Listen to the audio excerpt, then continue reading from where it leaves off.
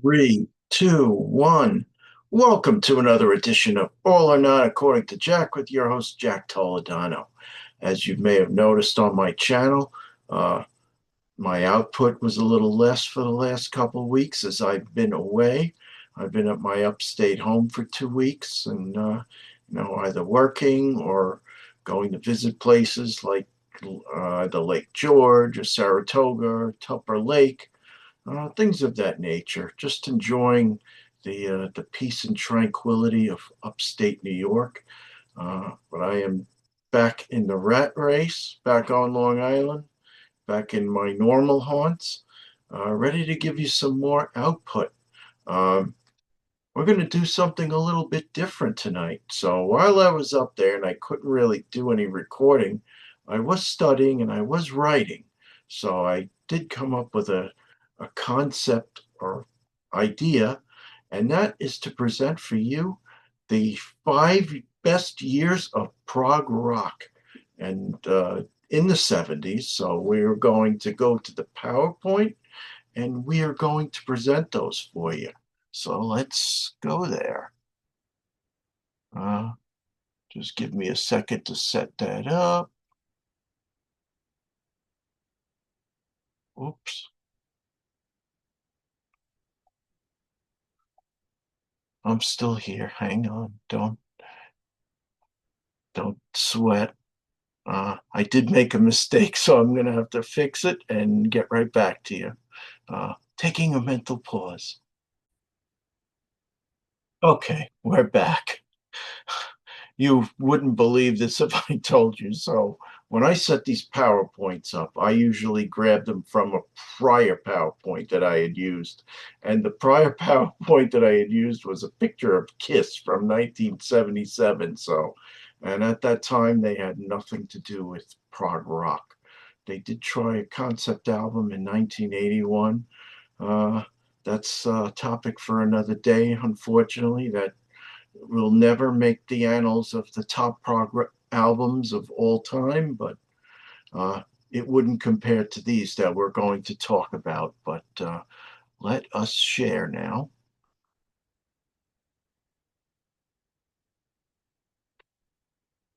There you go.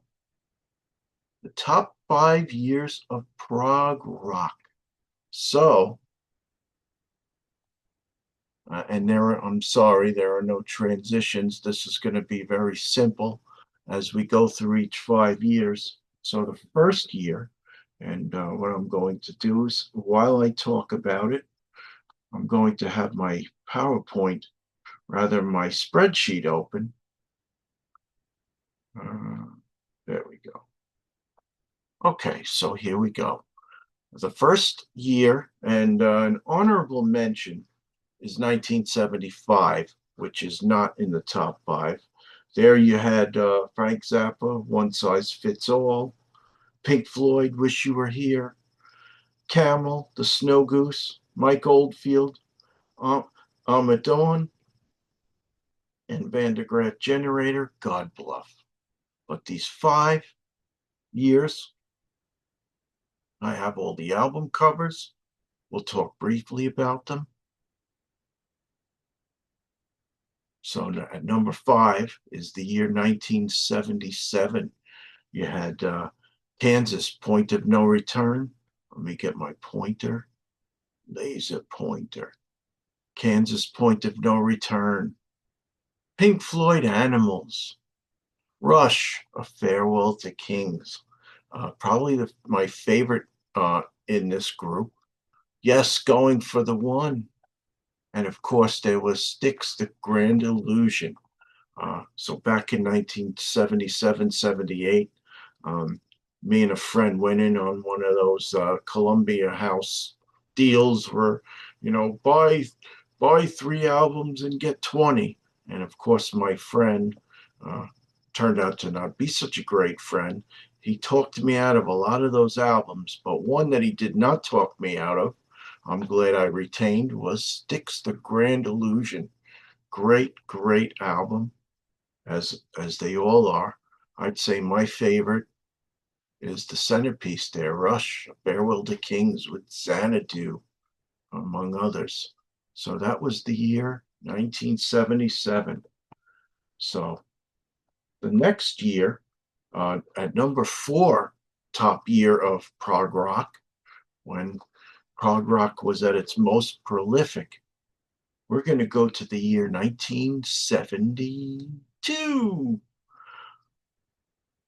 Yes, close to the edge. I know a lot of people talk about this. You have the haunting title track, And You and I, Siberian Cat True, uh, Gentle Giant. If you were a fan of Gentle Giant in 1972, you had not one, but two great albums, Octopus and Three Friends.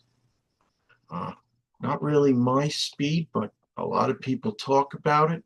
And I got to tell you that a lot of these albums uh, weren't just picked by me, but I did some research to see, and I have about 8 sources at the end that I'm going to give credit to. That I went through a lot of lists and I formulated who picked the most albums, and that's how these albums got to be shown here because they appeared in a lot of lists. So I had to give them credit, and I just did the arrangements. A definite favorite of mine, Jethro Tull's "Thick as a Brick." I actually just listened to it while I was putting this PowerPoint together. Great album that it is. Another great album by Genesis, Foxtrot. Uh, then this is more my speed. PFM, Pimiata Fornieri Marconi. That album is called Per un amico, if you like the Italian pronunciation. Uh, I actually played this album for my mother, and she really liked it because it was in Italian and she can understand the lyrics and so on and so forth. So that was the year 1972. Uh, what year will be next? We know it's a 70s theme, that all the best prog came out in the 70s. So from 1972, we fast forward 2 years to 1974. And you're starting to see more great prog albums. So you have, uh, reading from my left to right, you have Supertramp, Crime of the Century, Camel Mirage, like you're buying a pack of cigarettes, uh, and you're getting all blurry because somebody stuck a little marijuana into those cigarettes. Just kidding. Genesis, The Lamb Lies Down on Broadway. Of course, yes, Relayer. King Crimson Red. I believe, I could be wrong. This is either the first or the second album with John Wetton as lead vocalist. Um, this is a great cover or Electric Light Orchestra's El Dorado. I want those ruby slippers, Dorothy. And of course, there's Renaissance, Turn of the Cards. So that's 1974. So, what is the next best year of prog rock? The second best year of prog rock. We're going to go back 3 years to 1971. And if you were a Yes fan that year, you were treated to two great, excellent Yes albums, uh, Fragile and the Yes album. I actually like the Yes album a little bit better than Fragile, but there is no downgrading either of these albums. They're both great albums. Uh, I love Jethro Tull Aqualung. I love the band Jethro Tull. They are one of my favorites. I don't I wasn't sure that there are those that think that it's a concept album. I don't know about it being a concept album. I would say this was more the start of their proggy era. They combined, they weren't really playing the blues anymore at that point. It was more folk. more classical, and prog. Uh, some great tunes. I mean, of course, there's the radio hits, Aqualung, Locomotive Breath, but if you like the more mellow stuff, there was the beginning of My God and Wondering Aloud and Mother Goose. Great all around album. Moving to the right, there's Emerson Lake and Palmer's Tarkus. That song is probably my favorite long song because I can't say enough about the work of Keith Emerson in that title track. Just freaking fantastic. I've told this story before.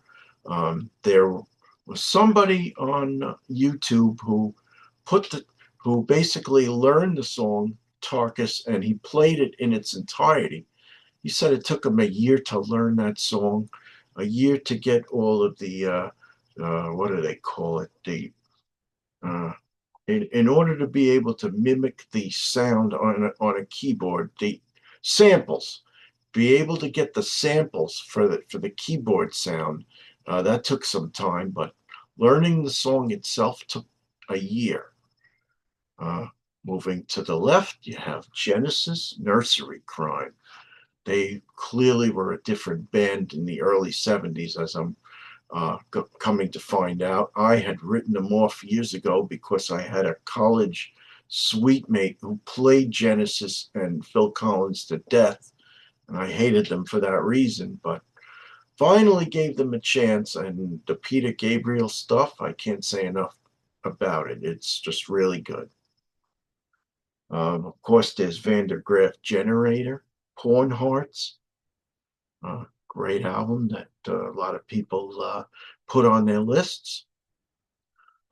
This is something that nobody put in their lists. I was shocked about an album that I loved, Traffic, The Low Spark of High Heeled Boys. And I literally just created a 90-minute cassette of Traffic, which I am going to record for you probably in the next day or two. We'll see. But I love that effect. Yeah, I don't know if you're looking at the front end of a cube or the back end of a cube, but great album nonetheless. Their most ambitious song, title track that it is. Of course, you have Rock and Roll Stew. Good stuff. All right, which brings us to our top year for Prog. Wait for it.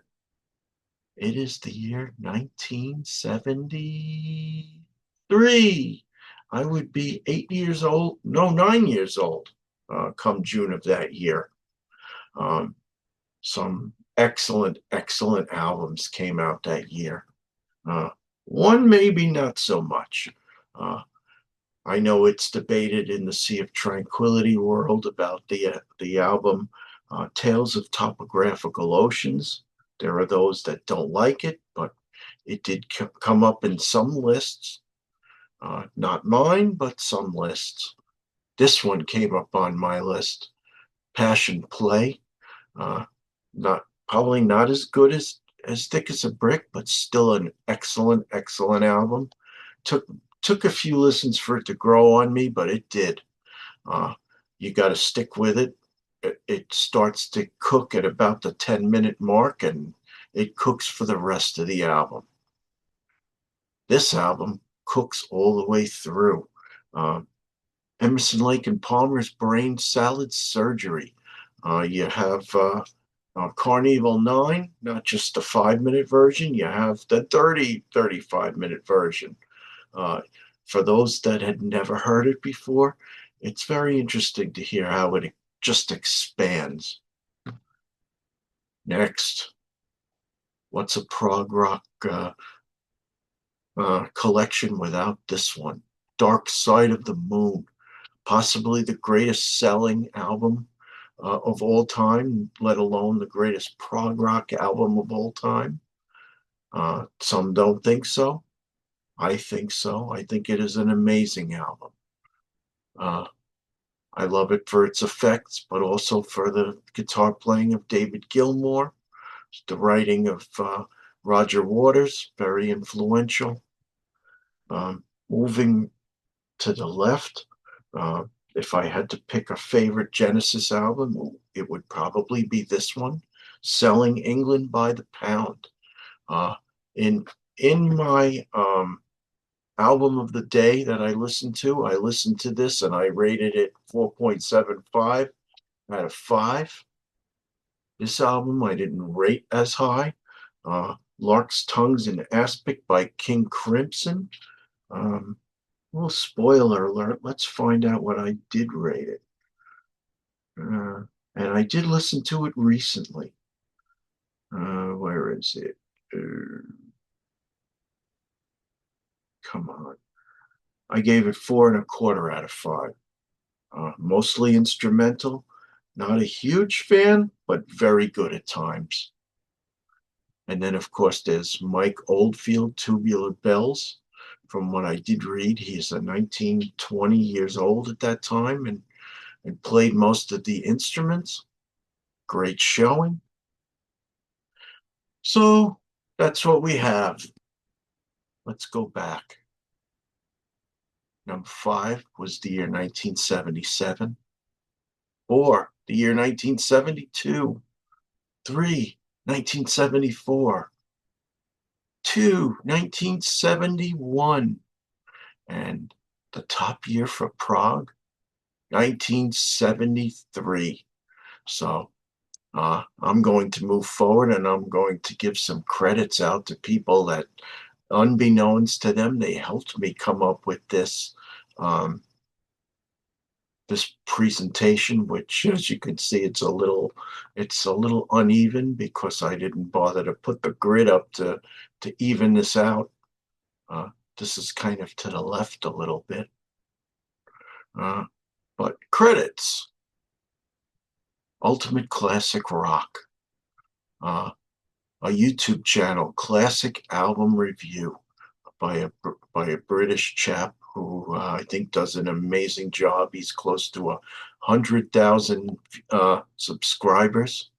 Congratulations to you. Barry is his name. And then there's my friend who did pass 100,000, Pete Pardo of Sea of Tranquility. Excellent job as always, Pete. Pete recruited Scott Lade of the Prog Corner, and they did a show together. I watched that, and I took some notes of both of their top prog. Of course, Pete did an episode with Martin Popoff of the Contrarians. I took some notes of what Martin had to say as well. I went online and I found the 50 greatest prog albums by Rolling Stone. Whether you care to believe it or not, they actually did an episode, or rather an article, on the top prog. Can't put them in the goddamn Hall of Fame, but they can put them in their magazine and sell some magazines. Go figure. And you have 50 Greatest Prog by somebody called Pop Matters, 20 Greatest Prog by Pinzep, 30 Greatest Prog by Music by Vinyl. So those are my credits. I will stop sharing. I am back, and I am back in the New York groove, ready to come up with some more videos. I hope you enjoyed this. I'm sure I missed a ton, so please let me know what I missed. Please let me know what you think I could have done to make this a little better. Maybe I'll include an addendum next time. We'll see what we do. In the meantime, let's talk about what I have coming up. If I can freaking find it. Where is it? I had it somewhere. I don't know. Trying to come up with, not that. Oh man, I can't find it. Oh, there we go. So, other episodes that I'm going to be recording in the next few days. There's going to be something Seinfeld related. I haven't done that in a while. There's going to be something Billy Joel related. He just put up a documentary. I watched the first part, but I now have to watch the second part. I have to take notes for both, and there will be an episode about that. I am going to come back and do a second episode on Led Zeppelin's Becoming Led Zeppelin. I gave you about a 9-minute episode in my parents' backyard overlooking a golf course in a moat down in Florida with the birds singing of all things. But this is going to be a little more like this, a little bit more of a presentation. Going to talk about it a little more, various selling points, top 10 points of this movie. If you haven't seen it, it's now on Netflix. If you didn't see it in IMAX, shame on you. You missed a good time. And of course, there will be more 90-minute cassettes coming up. I have another idea where I want to do top concept albums. I may need another week or two for that, but we'll see. Those are all upcoming. Jack Toledano, speaking for all and not according to Jack. Have a good day and a pleasant tomorrow. Bye.